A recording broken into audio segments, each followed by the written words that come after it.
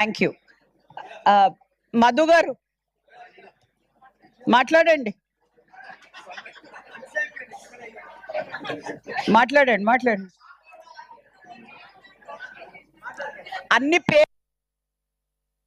పేపర్లు ఏమి కామన్ గా ఉన్నాయి చెప్తారు మేడం. గౌరవ మేయర్ గారికి, డిప్యూటీ మేయర్ గారికి, గౌరవ కమిషనర్ గారికి, ఆఫీసర్స్కి,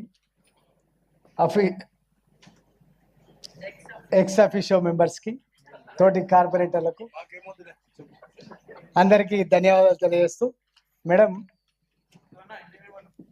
హిందీ नहीं आता हमारे को, మాతృభాష आता కూడా తీసుకోలేదు ఇంకా tea break. So I think we should conclude this session soon. మీ టీ బ్రేక్ అయితే మేడం శ్రవణ్ స్వామి, అయ్యప్ప స్వామి శ్రవణ్ ఇంతకుముందు అరే మాట్లాడాలా వద్దా స్వామి? శంకరన్న 2 నిమిషాలు ఇక నేను మాట్లాడాక టీ బ్రేక్ ఇస్తాను.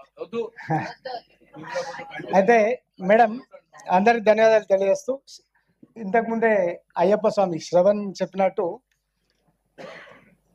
2007లో మేడం అప్పుడు ఉమ్మడి ఆంధ్రప్రదేశ్లో వైఎస్ రాజశేఖర రెడ్డి గారు ముఖ్యమంత్రిగా ఉన్నప్పుడు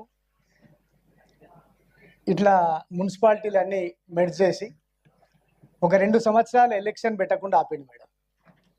పెట్టి 2007 and 2009లో ఎలక్షన్ అయింది.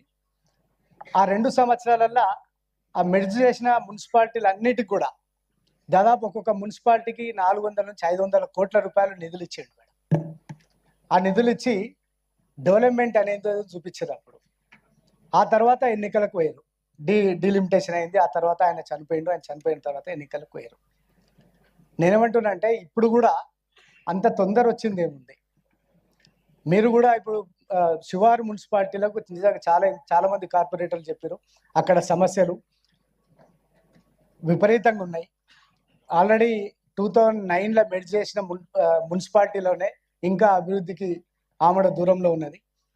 ఇప్పుడు కొత్త మున్సిపాలిటీలు కలిపారు, వాటికి కూడా అంతో ఇంతో అంటే మేము ఒక్కొక్క మున్సిపాలిటీకి 400-500 కోట్లు ఇచ్చి అభివృద్ధి చేసి ఒక 2 సంవత్సరాల తర్వాత డిలిమిటేషన్ పెట్టి ఎన్నికలు పెడితే చాలా బాగుంటుంది అని చెప్పి గౌరవ మేయర్ గారికి మీ ద్వారా కమిషనర్ గారికి తెలియజేస్తూ, అట్లాగే ఇక డిలిమిటేషన్ జరిగింది. డిలిమిటేషన్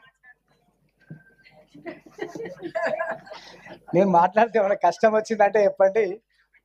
అయితే డిలిమిటేషన్ స్పీచ్లు ఇచ్చిన వాళ్ళు 10 నిమిషాలు స్పీచ్లు ఇచ్చారు మేడం. మేము స్పీచ్లు ఇస్తలేము, జస్ట్ సలహాలు మాత్రమే ఇస్తున్నాము. అయితే మేడం ఇందులో ఈరోజు డిలిమిటేషన్ దాంట్లో చేసిన దాంట్లో హౌస్ నెంబర్స్ తోటి కూడా కొన్ని ఇచ్చినారు మేడం. మొన్న 2016లో హౌస్ నెంబర్స్ తో చేస్తే ఒకటే డివిజన్, ఒకటే హౌస్ నెంబర్, 2 సేమ్ సీరియల్ 8-4 వనస్థలపురంలో ఉంది, 8-4 హస్తినాపురంలో ఉంది, 8-4 చంపపేట డివిజన్లో ఉంది. మీరు హౌస్ నెంబర్లతోని మనం డిలిమిటేషన్ చేస్తే చాలా ఇబ్బందులు వస్తాయి. ఇప్పుడు 8-4 కమిషనర్ గారు మీరు ఎందుకంటే మొన్న ఇచ్చినారు ఎన్నికలు కరెక్ట్ 2020లో ఎన్నికలు 16లో జరిగినాయి, 20లో జరిగినాయి. 16లో నేను 100 ఓట్లతో ఓడిపోయినా. ఏంద్రా నాయన అంటే పక్క డివిజన్ ఓటర్ లిస్ట్ లో వచ్చి మా డివిజన్లో వచ్చేసిపోయారు. మాకు ఎన్నిక అయ్యే వరకు కూడా తెలియదు, ఎలక్షన్ రోజు కూడా తెలియదు మాకు వనస్థలపురం, హస్తినాపురం ఓట్లు ఇక్కడ చంపాపేట డివిజన్లు ఉన్నాయని. మొన్న 2020లో మాకు తెలుసు కాబట్టి, ఎక్స్పీరియన్స్ ఉంది కాబట్టి మళ్ళీ అవన్నీ సరి చేసుకొని ఎన్నికలకు పోవడం జరిగింది. అట్లా హౌస్ నెంబర్స్ తోటి మీ డిలిమిటేషన్ చేయొద్దని మీకు ప్రత్యేకంగా విజ్ఞప్తి చేస్తూ, మా డివిజన్లో సాయిరామ్ నగర్ ఒక కాలనీ ఉంది మేడం. ఆ డివిజన్ సాయిరామ్ నగర్ 2 డివిజన్లు వేసారు. ఒకటి సగం కాలనీ చంపాపేట డివిజన్లో వస్తుంది, సగం కాలనీ కర్మన్ ఘాట్ డివిజన్లో వస్తుంది.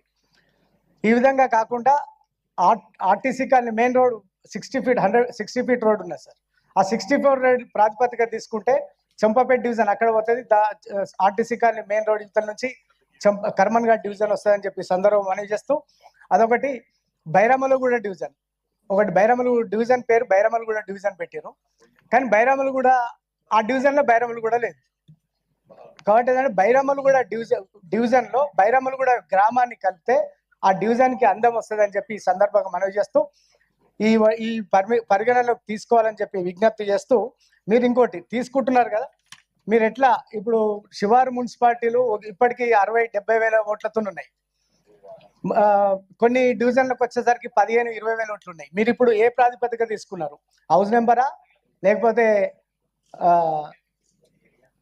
ఏమంటారు టోటల్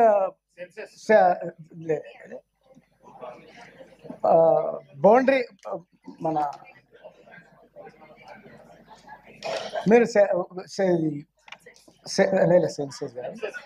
మీరు భౌగోళికంగా మిమ్మల్ని అందరూ చూస్తే